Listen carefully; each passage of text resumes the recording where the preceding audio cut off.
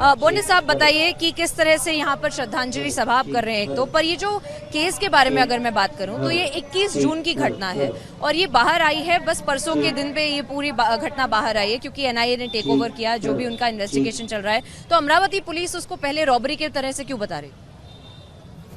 21 जून को उमेश जी कोले इनकी निर्गुण और सुनियोजित हत्या हुई, इसलिए जनमानस संतप्त भी था, दुख भरा भी था और डर भी रहा था।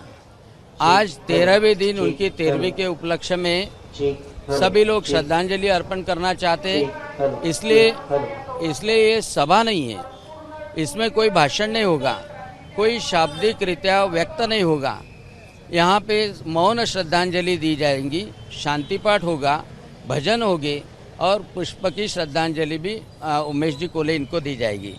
इस उपक्रम का उद्देश्य है कि अमरावती की जनता भयमुक्त वातावरण में जिए, अवैध धंधे करने वालों के ऊपर अंकुश रहे, कोई न डरे और उसके लिए अमरावती जैसी सौहार्दपूर्ण थी वैसी भयमुक्त अमरावती बनाने के लिए आज का उपक्रम है, वो शांततापूर्ण रहेगा। अमरावती के उमेश कोले का मर्डर होने के बाद में अनफॉर्चुनेटली जब एमवीए सरकार थी उन्होंने प्रकरण दबाने की पूरी कोशिश की।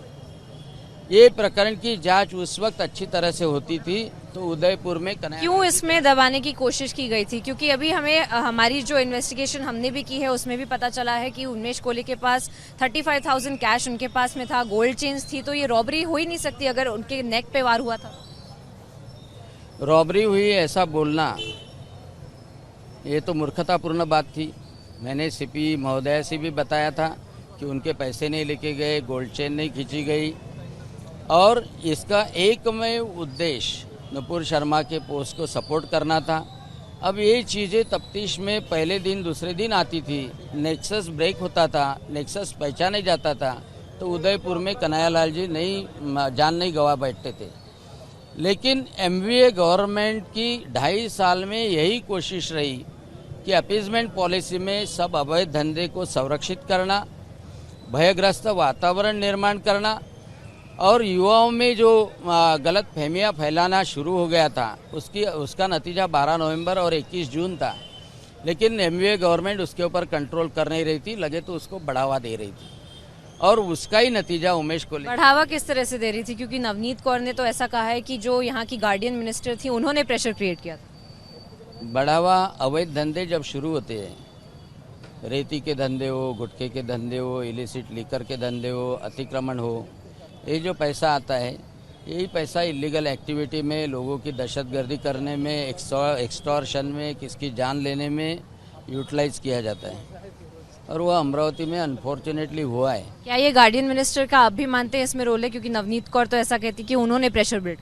एनआईए की टीम उसकी जांच करेगी, जो भी उससे संबंधित होगा वो बच नहीं पाएगा ऐसा हमारा विश्वास है और उसमें जो कुछ पुलिसकर्मी भी जो भी इन्वॉल्व हो गए उनके ऊपर भी अंकुश लगना चाहिए, उनको भी दंडित होना चाहिए, यह लोगों की भावना है। और उसके वजह से मुझे लगता कि मेन एक ही उद्देश्य है कि भयमुक्त वातावरण में अमरावती के जनता को जीने का अधिकार है, वो कायम करने का आज का। पर ये हर बार हमने देखा है कि अमरावती में होता है कि व्हाट्सएप के जरिए लोगों को मोबिलाइज किया जाता है और इस बार भी ग्रुप्स में ऐसा हुआ कि पूरी कंस्पिरेसी की गई और एक जो मेन जो अक्यूज हैं उन्होंने ये 6 लोगों को रिक्रूट किया था। तो एक पूरा नेक्सस जो है वो एक अभी भी एक पनप रहा है अमरावती। एनआईए पूरी तरह से उसकी तफ्तीश करेगी। नेक्सस सिर्फ अमरावती तक ही सीमित नहीं है, नागपुर के भी हो गए, नेशनल के भी हो गए, इंटरनेशनल नेक्सस हो गए, एनजीओ को फंडिंग कहाँ से होता है, ये सब चीज़ों की जांच होगी, इसलिए अभी उसके ऊपर बोलना उचित नहीं है। लेकिन ये जांच करने के बाद में ये लोगों को दंडित करना, कितना भी बड़ा आदमी हो वो बिहाइंड बार होना, जो शांतता भंग करने वाला है उसके ऊपर अंकुश लगाना राज्य सरकार देवेंद्र जी और एकनाथ जी उनके नेतृत्व में अच्छी तरह से करेगी। मैं अभिनंदन करता हूं अमित जी शाह इनका कि उन्होंने एनआईए टीम भेजी और विदिन 6 आवर्स 2 एक्यूज पकड़े गए। राइट, पर जो इरफान शेख है उनका ही एनजीओ है, अगर आप उसकी ही बात कर रहे हैं तो वो एक इंटरनेशनल नेक्सस भी उसमें निकल कर आ रहा है। तो इसमें क्या आप मानते हैं कि ग्राउंड पे क्या इसमें इन्वेस्टिगेशन? डेफिनेटली अभी ऑथेंटिक इन्फॉर्मेशन मेरे पास में नहीं है, और एनआईए की जांच तफ्तीश शुरू है। एनआईए एक भी चीज़ अनकवर्ड नहीं रखेगी, ये मेरी उम्मीद है, क्योंकि नेशनल इन्वेस्टिगेशन है और वो सभी मामलों में जाएगी। कोई एनजीओ हो, कहाँ से फंडिंग आता हो, वो अच्छी तरह से करेगी, ये हमारा विश्वास है।